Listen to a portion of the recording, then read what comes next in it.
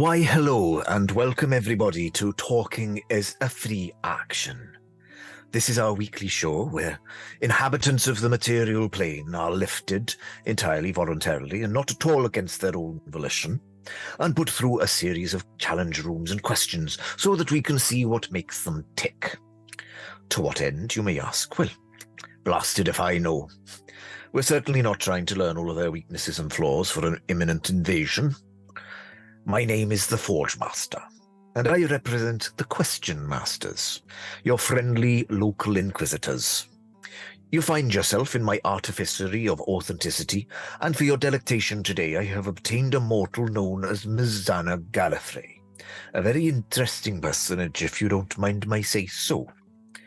I have also had reason to believe that this Miss Zanna is connected to other characters in the material plane through a higher being known as Scarlet, who resides in a plane known as the real world. And we are hoping to acquire some juicy tidbits from this Scarlet as well. Miss Zanna Gallifrey, are you all present and accounted for? I think so. Great, don't mind her, that's my cat. Aha. She'll just pop in and out. She's like one of those blink dogs, but she's a cat. So, before we begin your ordeal, force of habit, challenges, of course we have our wonderful sponsors and supporters to thank. So please send your gratitude via whatever societal medium you favour to the sponsorial entities known as Hero Forge, Ultra Pro, Phoenix Dice, and Alchemy RPG, and to our supporters Idle Champions, Neverwinter, Elderwood Academy, and D&D Beyond. Furthermore, we have a special fondness for our audience members known as the D20 Club, a superior and exclusive club that you can join by supporting us on Patreon. If you are unable to descend into the artificery of authenticity in person, you can also listen on your favourite podcasting app by searching for Roll Together RPG. And if you wanted to converse with us via the mysteries of the World Wide Web, our influence has spread to various societal medium under the moniker of Roll Together RPG. Now, Miss Zanna Gallifrey, the artificery of authenticity has summoned you. Over the next 55 minutes or so, you shall walk about my workshop. But remember, even though behind each door is a challenge which you must overcome, talking is a free action. So at any point, you can you can utter those mysterious words. And if there's a challenge that you can't hope to overcome without loss of face, and trust me, there are several different interpretations of that, all of which are possible here, you can take a pass, at the meagre cost of some of your higher being's deepest secrets. Be wary, though, as my influence over you here only lasts around an hour, at which point you'll be safely dropped back at the exact moment you left, and you'll have no memory that this ever happened. Do you have anything to say for yourself before we begin? No, I think I'm ready. I do like the workshop, though. Yes, very nice. I'm glad. Do you like these particular tools? You did last time. Never mind, that didn't happen. Not that you remember. Let's just roll a D100 and just see where we get on, shall we? All right. That's a 57. 57, a great start, if you don't mind me saying so. It's a little bit slow last time. Right. Oh, never mind. I jangle my set of keys. You notice that there's about 100 keys on this one ring that I just keep dangling between myself. But as we head over to the door, it's nicely appointed with some nice metal buckles. I unlock it and open the door, and you are free to walk through. Thank you. Go through. And as you enter this softly lit room, richly furnished in purples, dark wood, velvet, and golden leaf, Everything is of the best quality, polished to perfection, but with one notable exception. A freestanding frame draped in a dust sheet in one corner of the room.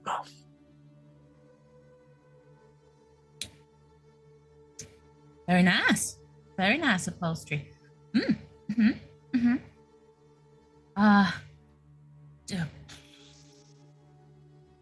Can I look around the frame covered in a sheet? I'd like to investigate that a little bit, please. Oh, it's freestanding, so it's on an easel, so you can easily kind of look around. The back seems to be a nice wooden frame. It's got some clasps on the back so that it can be wall mounted, or it could be left as it is, obviously, on this easel. But the front side of it is completely covered by this dust sheet.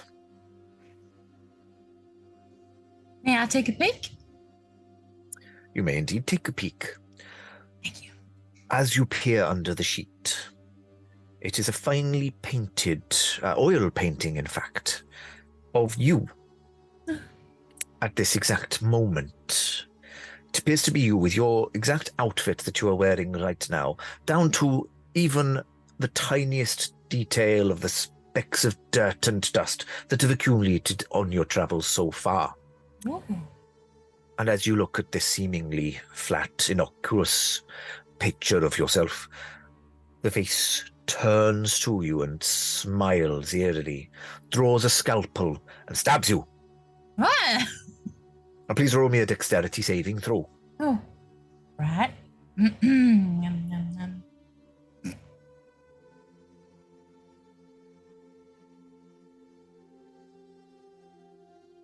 That's a 19. So taken aback were you by this that you managed to sidestep it quite easily, and the seemingly 2D image, your brain is trying to understand it in 3 dimensions, but it's a painting, it's an oil painting, it's not standing from the canvas at all, is it? Certainly not trying to crawl out of the canvas, is it? What would you like to do? I'd like to try and communicate with the paint me. Hey, stop doing that. What you do that for? Roll me a persuasion check.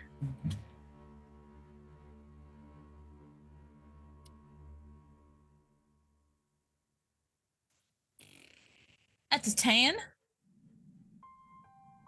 Well, I don't know if you were trying to convince yourself or the painting, but neither of you seem to be convinced. Oh. This Okay. seems to keep coming out. He's still got the scalpel clasped in his hand. Seems to be coming towards you for a slightly better shot. Very rude of you. Let me see. I'm just thinking of some spells. If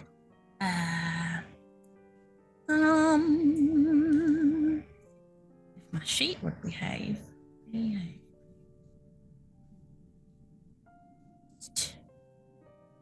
I assume you mean the dust sheet. It's flapping around everywhere. It's getting in the way.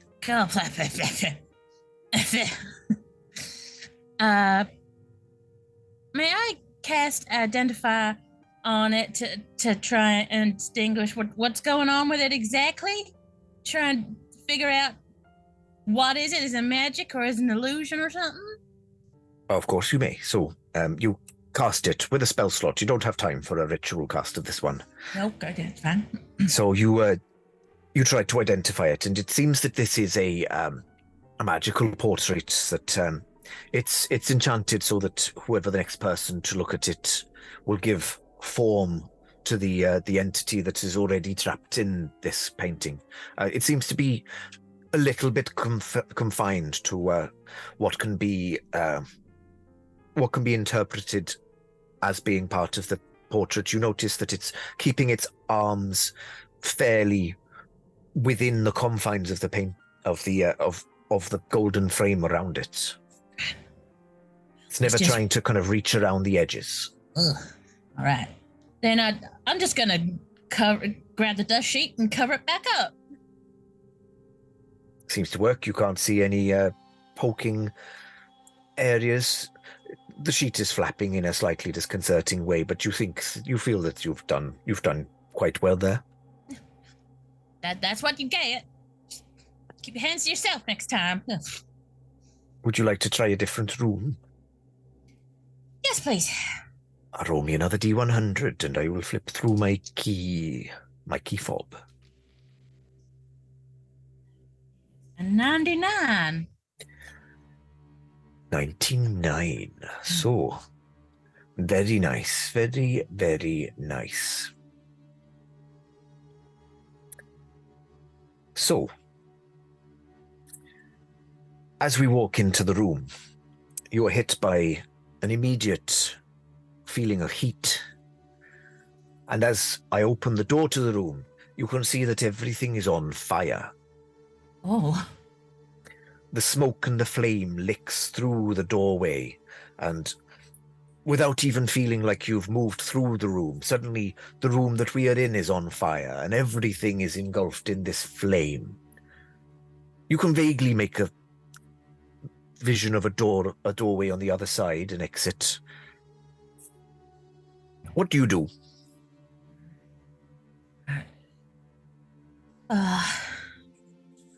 You notice that my skin seems to be flaking a little bit in the heat, kind of crumbling in a kind of dusty, volcanic way.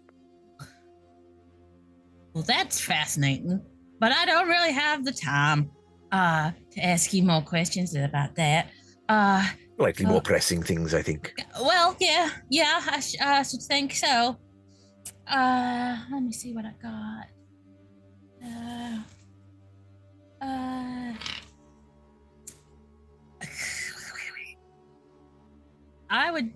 Okay. My small mechanical pseudo dragon.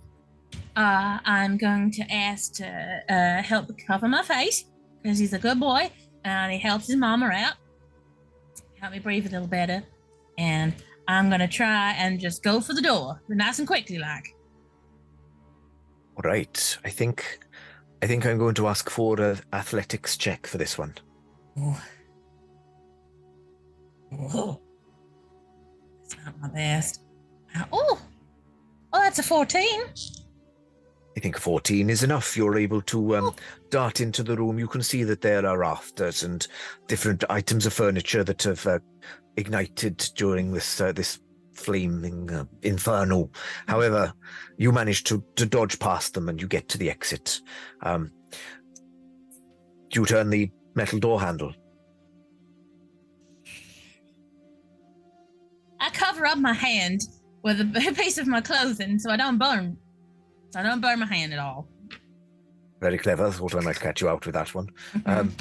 You can turn the door and it opens, and the coolness of the next room is a relief to you as we pass through, and you find yourself back in the workshop. Right, that was certainly a little bit more action-packed than last time. Let's try to find you a slightly nicer room. Are you all right? You kind of crumbled a little bit. Are you all right? Do you need any healing? Oh, no, it's just my, before I became a question master, I was, it doesn't matter. Please roll me a D100. Okay. That's a 35.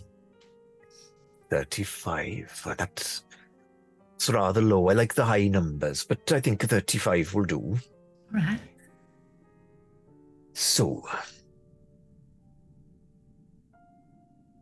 I find a key. You see me frown at it a little bit. I'm not going to follow you into this room. You've got to take this one on your own. Oh. But you'll do fine, don't worry.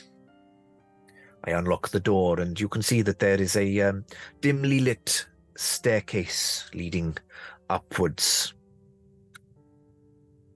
Right. All right. Off I'll go then.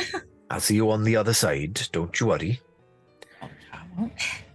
The wooden staircase creaks with the slightest bit of weight that is placed on it as you climb, ascending into this attic room. It seems to be a 30 by 30 foot space as you climb up into this room from the attic stairs. There's a large Gothic window opposite you with black velvet curtains. But every other available surface is covered with porcelain dolls. Various states of disrepair are these dolls. They're some of them with very tatty clothing. Some of them are quite nice, but their hair is a bit of a mess. Some of them don't have hair, it's been shorn off. But sure enough, you think you can hear the sound of scrabbling, but you can't quite hear from where until you hear a childish giggle. Hello there. A figure comes into view, a very small figure, smaller even than your friend Rudy. It's another doll, but this one's moving. Its face is set in a slightly smirky porcelain smile. It's holding a silver needle which it drags along on the floor. Ain't you beautiful? Look how well you move. What's your name?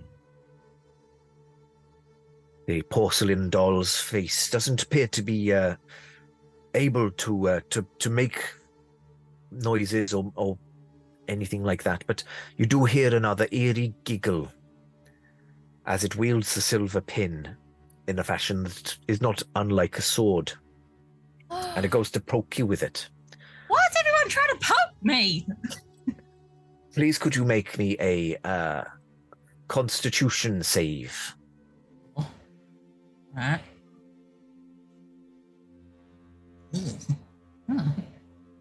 That's a 24.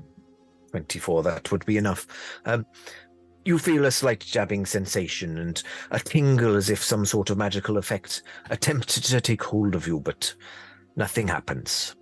And the doll, still with its face set in the same facial expression, somehow does manage to look disappointed. Now listen here.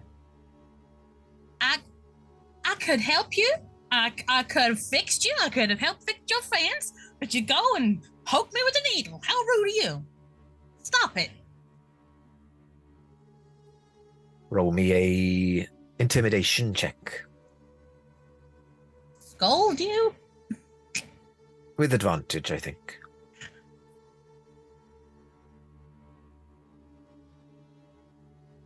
Well, that's a 10. With advantage? Yes. She doesn't actually stab you, but she doesn't seem sorry for what she's done. She gives another couple of jabs towards you. You do notice that the window, the large Gothic window, is slightly ajar. It's kind of almost stained glass, but the glass in it is not stained. But there's patterns as if it could have been and might have been pretty otherwise. But there's a large circular window that is separate from the rest, and that seems to have slightly gone ajar. While still looking at our little naughty friend, I'm going to try and get closer to that window to have a look. On the other side, it doesn't appear to be the outside as such, but roll me a D100. Right. A 40. 40. So, you see on the other side the Forgemaster is standing and helps you through the window frame. You notice that dust flakes haven't gone away from his hand and they kind of fall slightly to the floor. I'm going to help you out here, Miss Zanna, and I'm going to say talking is a free action. Because otherwise, this door would have led right back into this room. reset and refreshed, but I don't think that would be fair or fun. So instead, I'm going to talk to Scarlet. Hello. Hi. Right. It's been creepy so far. Everything's trying to stab me. Why? Dangerous one. Dangerous. So, hi, I'm going to ask you a question, but first, I need to know what question to ask you. So, please, would you roll me that D100 again? Okie dokie. 51. 51. Okay. So. So okay, I'm going to give the game away because I keep saying welcome back, and you didn't do this last time. That is because, dear viewers, Scarlet and I have already attempted to do this one time, and unfortunately the video element, I forgot to ask the video kobolds to record nicely. So yeah, unfortunately we had some slight issues. So we're back to give you a nice interview, but we're hoping that the audio at least we can recover. So you can find out what the alternate version of Miss Zanna's room is. Phew, I feel like a weight is lifted that I've given that away. No more lying. And the reason I've decided to tell you that is because we've just rolled a question that you already answered on the last one. Okay.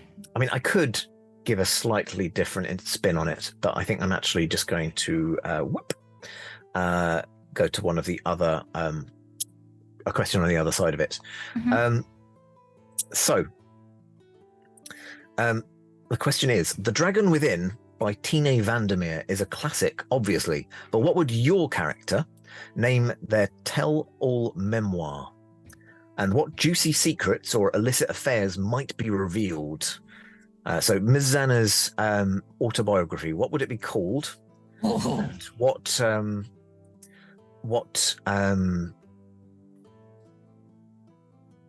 what juicy little bits of information might be revealed about Miss Zanna's past?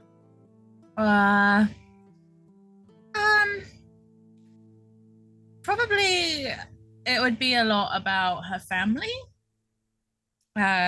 She is half elf. Her father is an elven merchant, very rich, and puts a lot of pressure on his two children. And that affects Anna quite badly, quite in dramatic ways, and puts the children in competition with one another. So it'd probably mostly about that, to be honest. Especially since the Roll Together universe haven't seen as much as I've played Zanna in a home table before. And I brought some elements over. So, yeah. Probably a lot about her family. That's interesting. So I obviously, we have a little bit of kind of shared backstory with our characters in Murderous Symphony, Rhododendron as well. So there's a couple of things that we kind of shared so that we would know them in advance because they've known each other for a bit. But that you had a sister is not one that I think we discussed. So we might have to try and make sure that in an upcoming episode we cover that. It's a brother. A brother. Okay. A brother. Did I say sister? I meant sibling. In my head. Yeah, shibling. That's fine. It's okay. Cool. Well, yeah. Further proving that I did not know that you had a sibling of any persuasion. Yes. Okay, fantastic. So, so that is some of the juicy tidbits. What about a name? Do you have a thing? Well, maybe we can workshop this, seeing as we are in a workshop. All I can think about is blood and cogs. Blood and cogs. Blood and cogs. So,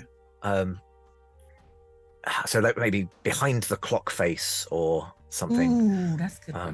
Or I don't know, blood. How do we get blood and gears? We'll think of something later on, and it will be juicy. Okay, there's actually this is a cheeky twofer question because there's an addendum. Who would play Miss Zanna in the film version of the biography? So any actor, actress, or anything in between and thereabouts, dead or alive, I mean, alive would probably be easier to cast. Oh yeah. But also, if you've got someone that is there anyone that you based Miss Zanna on that perhaps might not be able to, but would have been the ideal casting? No, I haven't. Who I would pick is probably Minnie Driver, as long as she can do a Southern Belle accent. I'm not brilliant at it, but in my head, that's how she sounds. So it will probably be Minnie Driver.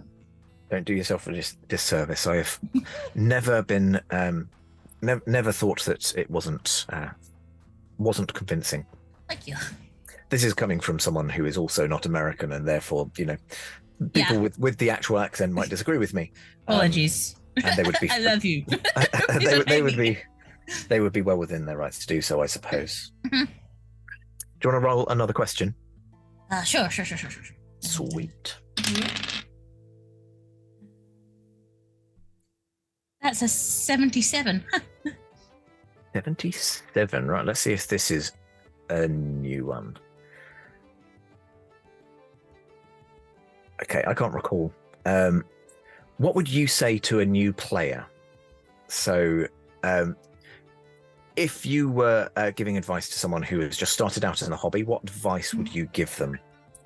I don't think we did this on the patron exclusive, potentially patron exclusive. Other. I would tell them to talk to the DM a lot, because they are setting the world that you're creating a character in. So if you're stuck, or if you like the sound of a certain race or a class, then talk to them about it, and you can help build your backstory with them, and it will help you feel more comfortable, I think. Yeah, that's definitely. important.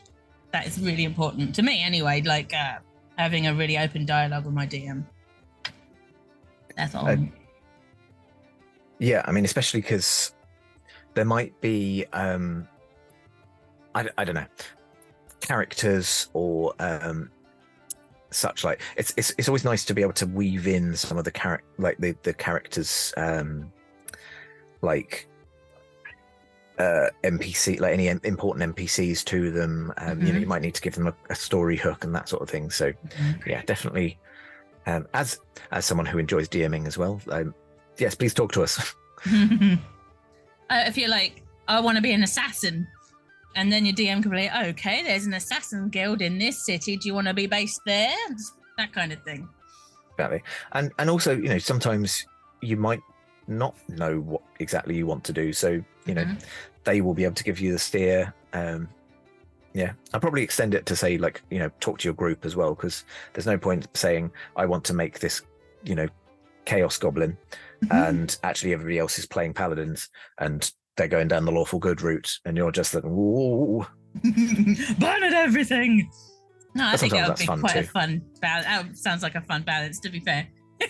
Yeah. Oops, all paladins except for one chaotic goblin. Yeah. Make it happen, RT. Shall we go back to Miss Zanna? Cool. So as our consciousness descends zen-like back into the characters, and my voice becomes a slightly more Welsh one, please roll me a D100. All right. That is 40. A 40. And a 0. Mm-hmm.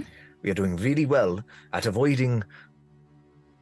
Actually, you won't remember that, so don't worry. But we don't want to go back into this particular place. So I tell you what, I'm going to be cheeky. Forgemaster puts down the set of 100 keys and takes out a loop with significantly fewer keys, which each one of them seems to be quite well appointed with kind of gold filigree keys. So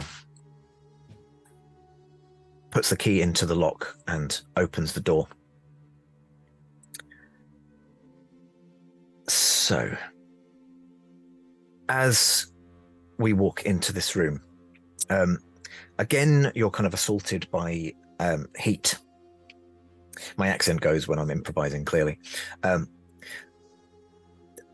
DM hat on.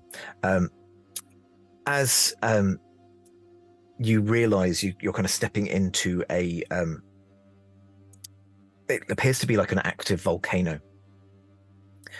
The heat is not as bad as the fire. It's not as pressing, or it's not you don't feel as much of an emergency to escape from this heat, but it is present, and it is definitely felt. You can see that you're in a kind of cavern, like maybe a flue, like separate off of the main chamber, and separating you from the caldera itself is a kind of mesh metal frame, like a cage, just separating you from being able to get to the other side. And in front of you, there appears to be a like a lectern, a metal lectern, but one of those fancy metals that don't conduct heat. Scientists in the chat, I'm sure you'll know which ones those are, which just has a single lever. And as your vision adjusts and you look beyond the cage, you can see that there's another cage, kind of a very large metal bird cage. And then beyond that, another cage. In the first cage, there appear to be five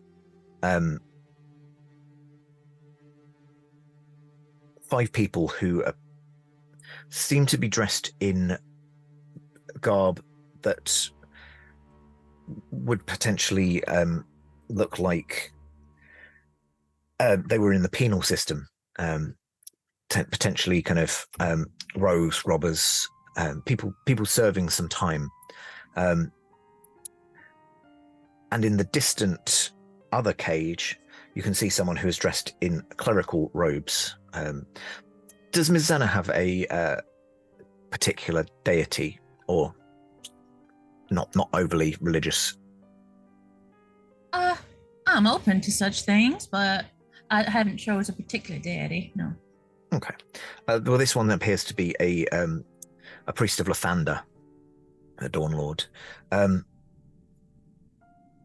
At the moment, the lever is in a kind of downward position, and the closer cage, you notice, is slowly lowering. The lever only has one other position that it can occupy.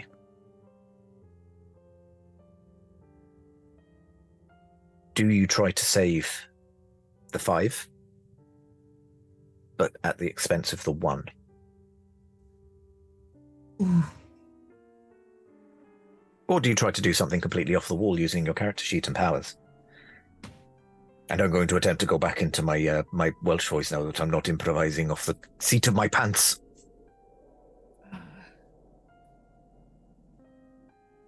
Can I, with my mechanical knowledge, can I just quickly evaluate the system to see if it is possible to try and save both cages?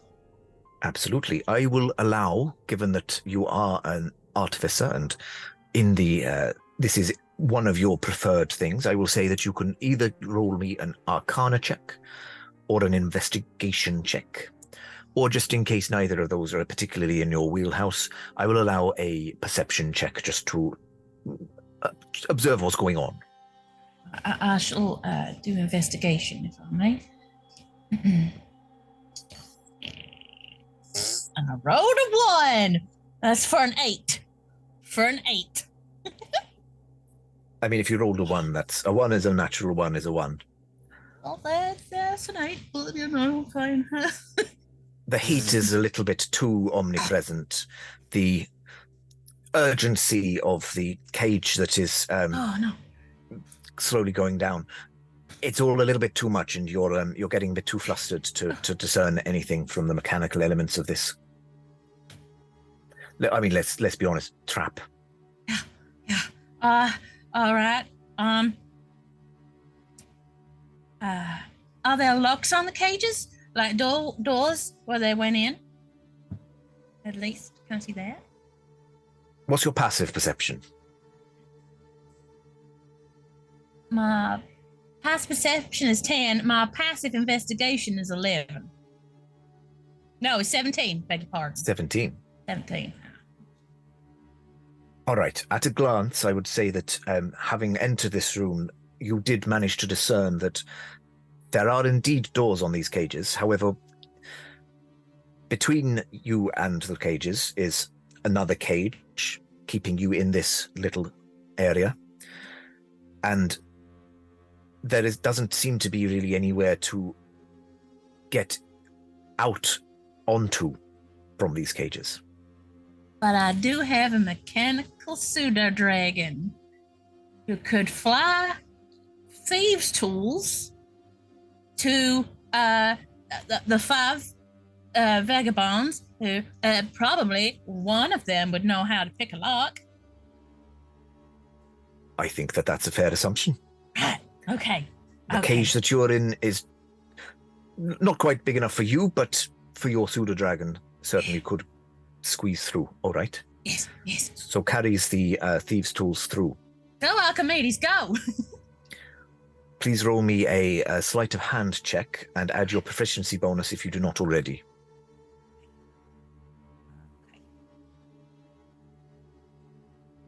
That is a 9. Just don't like me today. Again. The ne'er-do-wells in the cage that is descending, again, they're quite flustered. Also, the tools that have been passed across to them are largely metal and getting a bit hot, so they're having to kind of be very, very careful and holding other objects around them in order, like their clothing and such, so as to not burn their hands. And unfortunately, it's not giving them the dexterity that they need. Tick tock, tick tock. Oh no! There is a magical phrase if we do not wish to confront the. I mean, I was going to call it the trolley problem. It's not really a trolley problem. It's a burning caldera death problem. No. I shall shout out my apologies to the cleric, and I'll save the 5. 5 lives at the cost of 1. With a lot of apologies. The priest appears to be accepting of this and indicates that is indeed what they would have done instead as well. But it's easy in their position. You don't have to watch as the room kind of, the light in the room blooms. It all becomes a bit too white, and suddenly we are stood back in the workshop.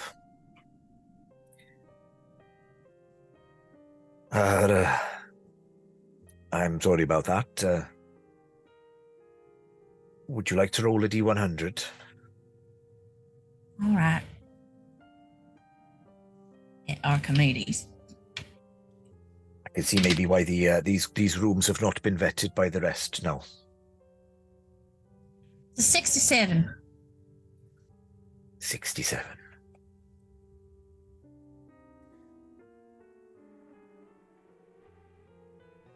So, as I retrieving the set of 100 keys again, open the door, and we are in a very simple chamber. The walls appear to be made of wood, the windows very frosted over glass, and sat in the middle is a chair. On the opposite side of the room is a door.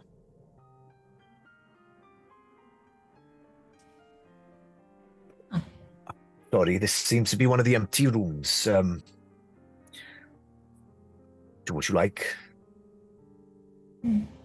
I go to peep out of the window. What can I see? Give me a perception check.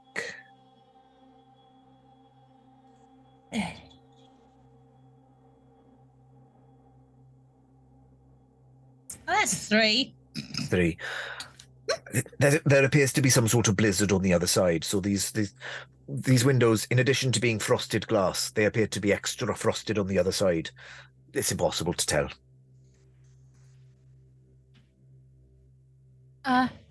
Is your hand still dusty from the fire? Do you need healing? I could heal you if you like. Oh no! This is my naturals. See, my lineage is Genasi, so I have a little bit of fire and a little bit of earth in me, and it's why I'm quite good with forges, and I can get a clay pot out of an oven without any protective clothing. It's quite useful. It sounds extremely useful. It does just mean that I've got a little bit of eczema, that's all. Well, that's all right. I'm sorry if that was private. No, I don't mind telling you. All right. I can head towards the door unless you'd like to sit down and talk some more. Oh, it would be rude of me to take the only chair in the room, the very suspicious chair in the only furnishing in this room. No, you can if you like. I don't mind sitting on the floor. Oh no, I wouldn't want to sit on my own. That would be odd. Let's. So you approach the door. Yes. All right. As you approach the door, you notice the door frame appears to have teeth. The door is a mimic, I'm afraid. Please roll me a strength saving throw. Roll my actual dice. Natural 20, but with a -1, so that's a 19. I mean, a natural 20 is a natural 20. I'm not going to take in the penalization from your -1. As the mimic door attempts to grapple with you and keep you in one place, the door itself kind of opens, and you can see that it is in fact sat where the normal door frame would be. So as you duck to one side, managing to avoid the sticky tendrils of this mimic, you can dart through the real door and out into what you assume is a very pristine white blizzard. Where? And you may roll me another D100. That is 50. A 50. We're hovering around that 50 mark again. I'm not sure I like it.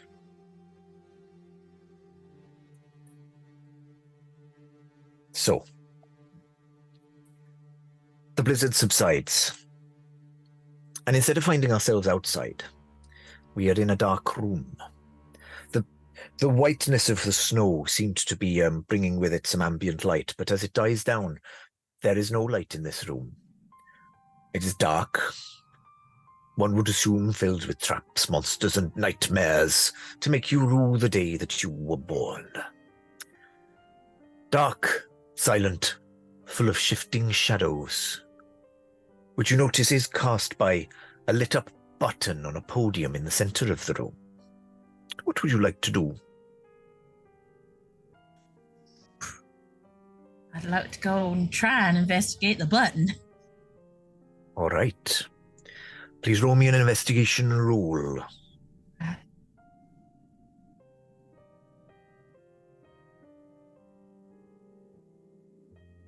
That's a 12. Well, I mean, the button's got to do something, hasn't it? Well, I hope so. I will say talking is a 3 action, I think. That is absolutely fair enough. And as we ascend out of our characters and into a normal, slightly different accent, which apparently I do anyway if I'm thinking too hard about making things up. Hello again. Hi. Push the button. Go on, just push the button. No. Fine. Roll a D100. Scary room. Scary room. It's all been scary rooms. It's all been scary rooms. Scary rooms or heartbreaking rooms. Murdered a priest. If you'd like to see Scarlet have a slightly nicer time of it, watch the not watch. You can't watch it. Listen to the other one, which will hopefully be going out to Patreons at some point. That's a 38. 38. Yes. Right. The question list is here under 38. Okay. Yeah. Interesting one. Mm-hmm. Would you rather step on 10 D4s all at once, or 1 D4 every day for the next 10 days? Oh, ugh. Oh God. Ugh. The first one. No, D4s are horrifying. But no, and I'd probably fall over and break more bones. I'm very clumsy. No. I think. I mean, I'm the same. If I were to get this question, I would answer the same thing as you do. I think maybe we should reduce the number of days, because like knowing it's going to be 10 days, so like lots all at once, or not so many, but many occasions. Is it like suddenly you'll be doing your normal shenanigans and then it will just pop up, or is it at the same time every day? I don't know. I don't know what would be worse, like to know it was coming at some point at that day and then it just happens, but you don't know when, or it being like, right, it's 3:00, it's step on a D4 time. Well, you could prep yourself, and for the clumsy people, you could prep yourself, grab some pillows, so if you fell over, you have the pillows, that kind of thing. Right? I mean, I can see the logic. I think I would be just like, oh God, right. It's D4 time. It's D4 time's coming. Mm-hmm. There it is. Ow. All right. Same time tomorrow. Oh God, I've got 24 hours. I mean, I suppose at least you're at the longest point from the next occasion. That's true. Do you want to roll me a D4? No, sorry, a D100. Ah, well, indeed. That's an 86. 8 and a 6. Like the high numbers. I don't know why I like the high numbers. You really do. Yeah. I don't know why. I just feel like they're going to be better. Mm-hmm. This might change my mind. What do dice mean to you?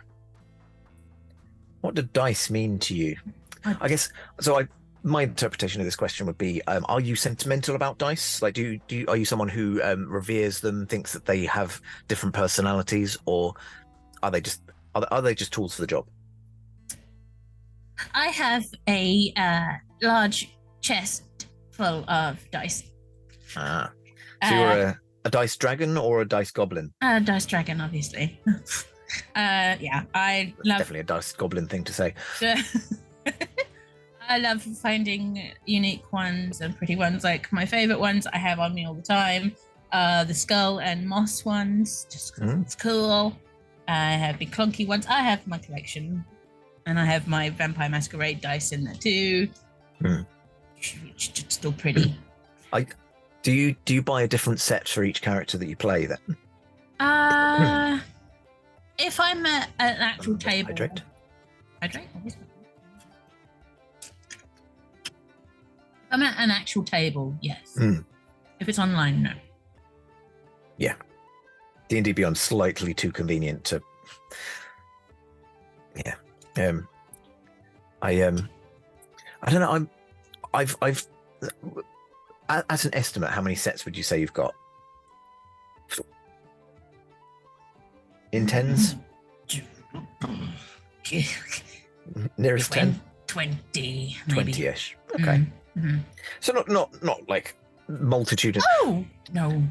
Although that is 7 dice in each set, so that's 140 dice if we're estimating 20, and that's assuming that we're on the low end of 20 as well.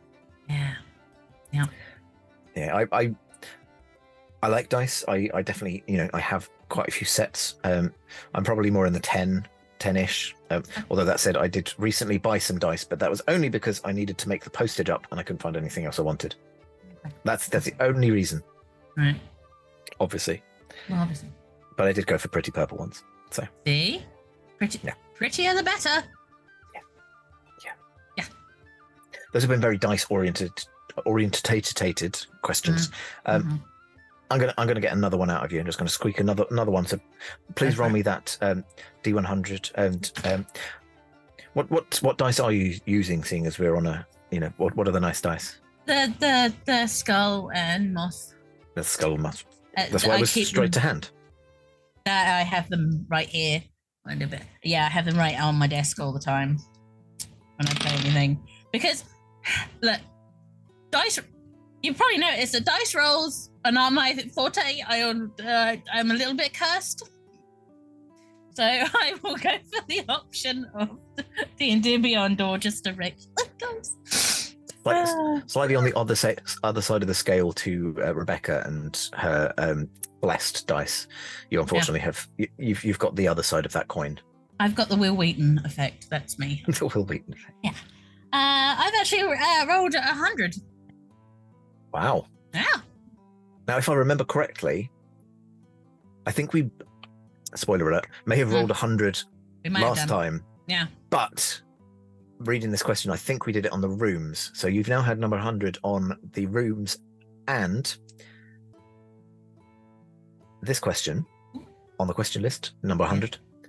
Which character was the hardest to say goodbye to? So a character, I guess, that you don't get to play anymore, or perhaps if you've played a character who's died in combat, who have you had to say goodbye to for one reason or another, and who was hardest? There's two. I have two favorites, and I always want to play them all the time. So when I've had to step away from whatever reason, then it's been really sad because they've lingered in my mind. That is my tiefling cleric of the Raven Queen, because I love the Raven Queen. She's bubbly and very lovely. I've played her as a child and as an adult. I adore her. And actually a changeling assassin named Ghost, who I love to play. Josh will know both of those characters at the actual table because I've played them both with him. I love them both very much. It's nice to have like characters that you can kind of come back to, like it's nice not to have to sunset them, and like give them a proper ending. They're both from long campaigns, which I love long campaign characters because I proper fall in love with them. Yeah, you get to kind of really put some soul into them. It's not that I don't like. The thing I like about short campaigns, like we tend to do, is getting to explore a variety. But it does mean that we've gotten to something like 200 odd characters in Roll Together, and very few of them have had a satisfactory, like, toodaloo point. Yeah. But it's fun to dip your toe into a new race or a new class and just be like, oh, I can put that shoe on for a bit. But I do like a long stretch campaign where I can proper feel this personality out. I'm going to take us back into the room. I'm not going to take us straight into that room. In fact, I'm going to go. You see the Forgemaster over by a light switch, and I just turn it on. See, it's just a room. It's got that kind of weird. I mean, this won't mean anything to you, but 70s style wallpaper. Lots of geometric patterns and shapes in very somehow lurid, but also drab yellows and browns and oranges. Oh, I like shapes. But I could swear there was spoopy things in the shadows there. Oh, that's pretty clever, I suppose. I mean, it's the shapes, as you move towards them, they play tricks on your mind. It's like an optical illusion. Yeah. It's clever, I like it. Would you like to roll a D100, please? Of course I would. That's a 5. Good. I mean, I was the way you started that word, it sounded like it was going to be another 50. Right, I thought so too, but no, it's a 5. We avoided it entirely. And as I jangle my keys, and you see a rusty iron key. Looks like it's been nibbled by something, but what would have teeth strong enough to nibble on iron? Who knows? But that's the key that I choose, and I open this door. And it opens out into a sparsely wooded area. Kind of birch trees, silver birch trees dotted around in not quite clusters, but just to give the feeling of there being a sparseness, but also being surrounded by them. And in the center of this space is a small hut with a thatched roof. In the center, keeping up appearances and all of the stereotypes, a hag toils over a cauldron. She's wearing a black cape, black gown, black pointed hat. There's a black cat. It's very... If there was a poster hag, then this would be the main event person that you go for. She's toiling away, stirring this cauldron. And as she turns to you, she says, I've got to tell you a secret. You have a best friend, don't you? This isn't the secret. No, that's not a secret, ma'am. Yeah, that's true. Rhododendron, is that right? That's true, ma'am. Well, I'm afraid he is dying. He's got a rare curse. A rare curse, she says as she points her crooked finger at you. Rare curse indeed. It's going to cause him to come out in boils all over and make his skin feel like it's made of metal and could be attracted by magnets. And he won't like that, I tell you. However, I'm in fact making an antidote to this poison as we speak, because I'm a nice hag. Try to avoid the stereotypes, even if I do quite like the dress sense. But I don't want money for it. What is your most precious thing? A thing that I have on my body? Oh, I could take a memory. What would you like to give me?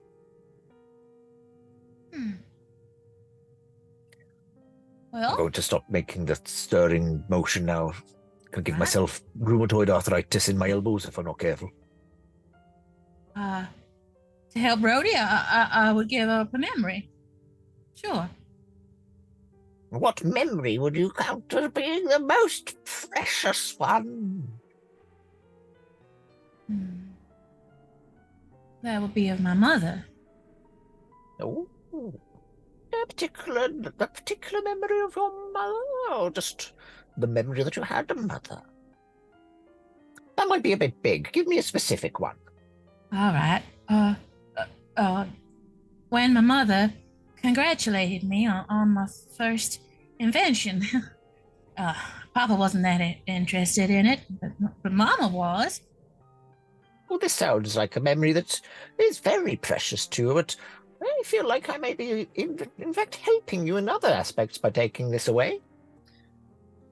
The witch takes the memory, and you no longer feel the sense of pride and recognition that your mother gave you for your first invention, but you also do not feel the regret or the longing for recognition that your father didn't show. Unfortunately, there's numerous other occasions when he also didn't give you the recognition you wanted, but this one particular painful memory is not present at the front of your mind anymore. Oh. Okay. May I have the antidote now, ma'am? No, of course. She spoons with a large ladle. She gets a little vial and passes you over this faintly bubbling, lurid green liquid. Thank you. You're welcome. It's peppermint. Oh, I'm sure that'll help. As you look down and you look to the vial and you look back up again, She's no longer there. Merely the thatched cottage. Even the cauldron seems to have gone, which seems improbable, but true. Right. I don't really know how that works, to be honest. I mean, we're going to take your memory of having been through all of these rooms, but I don't know if that will reverse the negative. So will you leave with fewer memories than you would have normally, or will we remove the memory of you removing the memory, and therefore you'll have the memory? I don't know. I'll have to observe you for longer and see how that works. Not that I do that sort of thing. Well, you could always come and just visit me, I mean, yeah, you could visit. You said before, actually. I did what? No. Would you like to roll a D100? Oh, sure. Oh, that's a 50 again. No. We might want to re-roll on that one, yeah. Roll one just in case, and I'll let you know. That's a 39. 39. I look at the key that would have been number 50. I go, oh no, that was the dark room with the button. You didn't like that one, Liz. No, I did not.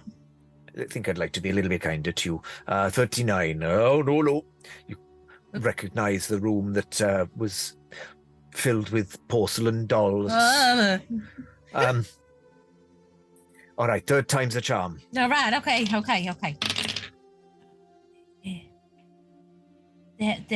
That's a 24? That feels safe. That's it.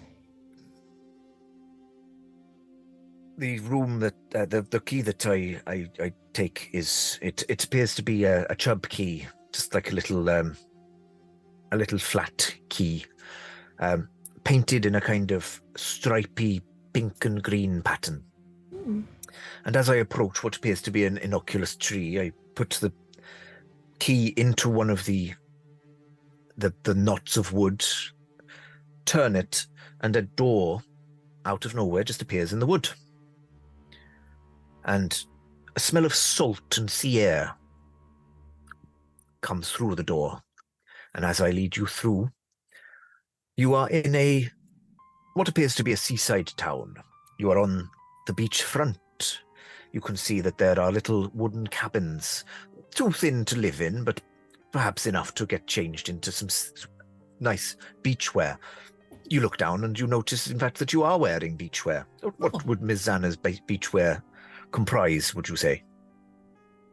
Well, I'll still have some kind of tool belt and plenty of pockets for anything I find, but mostly fully covered, kind of like pajamas. And as you look down at your hands that are swaddled now in the nice warm pajamas, you notice that you are holding an ice cream. It's one of those nice Mr. Whippy ones, and it's got 2 flakes, in fact. But then as you go to take your first lick, a small girl jumps up and snatches it from your hands and runs off with it, a little gnomish child. And she won't give it back. It's very hot, you notice, suddenly, now that you're not carrying your ice cream. Not quite as hot as a room that's on fire or the caldera volcano, but you were still quite happy to finally have an ice cream that wasn't, the middle of a blizzard. She won't give it back. What you do? If you asked, I would have given you that ice cream. It's very nice. I liked it. Well, next time, all you have to do is ask properly. All right? Please, can I have your ice cream, miss? Of course you can. Would you like a lick of my ice cream? No, that's all for you. You have it. She gingerly pulls one of the flakes out and offers it to you. That's awfully kind of y'all. Thank you very much. It occurs to me that our American viewers might not know what a flake chocolate is. It's kind of like rippled, wispy chocolate that crumbles as soon as you bite into it. But they're very nice. The air's what make it.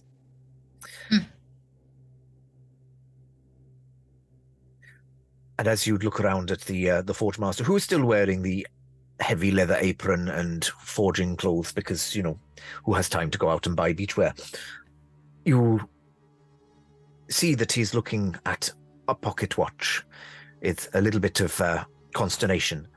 Oh, right, no timekeeping badge for me, I'm afraid. Looks over at one of the nicely painted huts. This one's a very bright, welcoming red. Pulls out the keys, goes to the 101st key that you hadn't noticed before, and opens it, and you can see the welcoming sight of the workshop on the other side. I'm afraid that's all we've got time for, Miss Zanna. If you'd like to follow me, I've just got something to say to some people. All right. Okay. So, thank you all and sundry for joining us for Talking is a Free Action. You'll find us here every Friday from 6 to 7 p.m. BST, sometimes GMT depending. And it's also, other time zones are available, in fact. And you can also find us on Mondays and Tuesdays from 6 to 9 p.m. for our live streams, where we watch the exploits of mortals such as Miss Zanna Gallifrey from the shadows. On a Monday, we can catch Miss Zanna and her friends in A Murderous Symphony, while on a Tuesday, we take a trip down memory lane with Seekers of El Chirel. And all of this streams at twitch.tv/RollTogetherRPG. VODs are available immediately after the stream for catch-up, or you can catch all of our content on YouTube a few days later. And don't forget, you can also enjoy them as a podcast. Very important, because there's some that you can only enjoy as a podcast. Many thanks again to our D20 Club on Patreon. If you'd like to support us, you can do so from as little as one of your local currency per month. And thank you also to all of our sponsors and supporters. So, Miss Zanna, once again, I'm afraid I must show you to the final portal where you will forget me and everything that you've seen here. Oh. But as you go, please do remember the ancient Question Master proverb. Always stay classy at the table. Goodbye. I give him a hug. Then go. And as Miss Zanna walks off into the distance, there it is.